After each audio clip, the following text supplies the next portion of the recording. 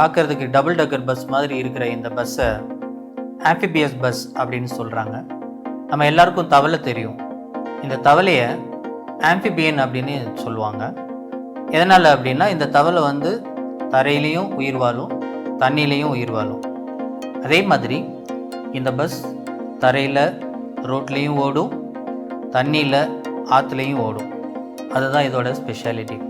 ரோட்டில் ஓடிக்கிருக்கிற இந்த பஸ் திடீர்னு தண்ணியில் இறங்கக்கூடிய அந்த கணம் இருக்கே, பஸ்ஸில் பயணம் செய்யக்கூடிய எல்லா பயணிகளுக்கும் அந்த கணம் ஒரு த்ரில்லிங்கான ஒரு அனுபவத்தை கொடுக்கும். மணிக்கு 90லேருந்து 100 கிலோமீட்டர் வேகத்தில் இந்த பஸ் ரோட்டில் ஓடக்கூடிய திறன் வாய்ந்தது. அதே நேரத்தில் தண்ணியில் மணிக்கு 15 கிலோமீட்டர் வேகத்தில் இது ஓடும். பொதுவாக இந்த வகையான ஆம்பிபியஸ் பஸ்ஸை சுற்றுலாத்தலங்களில் பயன்படுத்துகிறாங்க. சுற்றுலாத்தலங்களில் இதை ஸ்பிளாஷ் பஸ் அப்படின்னு சொல்கிறாங்க. இந்த ஸ்பிளாஷ் பஸ் பெரும்பாலும் ஐரோப்பிய நாடுகளில் பயன்படுத்தப்படுது. போலந்து, ஆஸ்திரியா, ஜெர்மனி, அதுக்கப்புறம் கனடா, யூஎஸ் இந்த மாதிரியான நாடுகளில் எந்த நகரங்களில் ஆறு ஓடுதோ, நகரத்தை ஒட்டியோ அல்லது நகரத்துக்கு உள்ளேயோ ஆறு ஓடக்கூடிய இடங்களில் இந்த மாதிரியான பஸ்ஸை வந்து பயன்படுத்துகிறாங்க. இந்த ஸ்பிளாஷ் பஸ்ஸில் நகரத்தை சுற்றி பார்க்குறது ஒரு வித்தியாசமான அனுபவத்தை கொடுக்கும். மக்கள் இந்த புது அனுபவம் கிடைக்கணும் அப்படிங்கிறதுக்காகவே அட்வான்ஸாக இந்த பஸ்ஸஸில் வந்து புக் பண்ணி இதில் ட்ராவல் பண்ணி சந்தோஷப்படுறாங்க.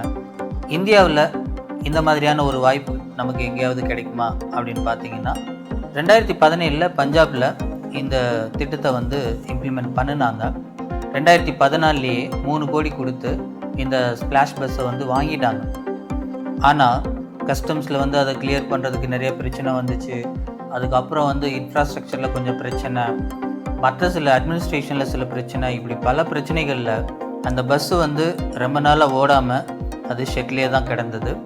அதுக்கப்புறம் கோவாவும் இதே மாதிரி ஒரு திட்டத்தை இன்ட்ரடியூஸ் பண்ணுறதை அனௌன்ஸ் பண்ணாங்க 2017.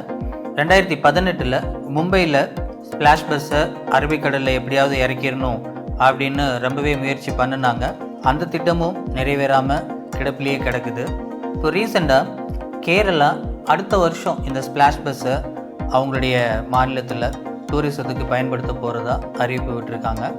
இந்தியாவில் பல மாநிலங்கள் இந்த ஸ்பிளாஷ் பஸ்ஸை இன்ட்ரடியூஸ் பண்ணுறதுக்கு முயற்சி பண்ணிகிட்ருக்காங்க. இன்ட்ரடியூஸ் பண்ணுனா கண்டிப்பாக நிறைய மக்கள் இதில் பயணம் செய்ய விரும்புவாங்க.